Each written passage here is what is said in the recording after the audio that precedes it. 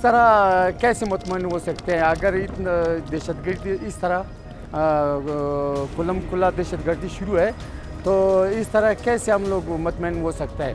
इतना मुतमईन तो हम वो उधर हो सकते थे कि मतलब ये हालात को कंट्रोल करते और इंतखाबात ऐसे अमन से हो जाते थे।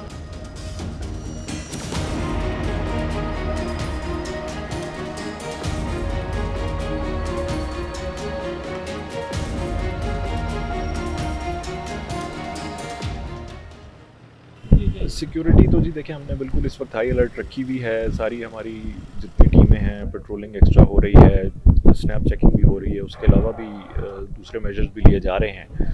लेकिन ये आपको पता है कि इस वक्त ये एक सीरियस किस्म का थ्रेट पूरे प्रोविंस में चल रहा है।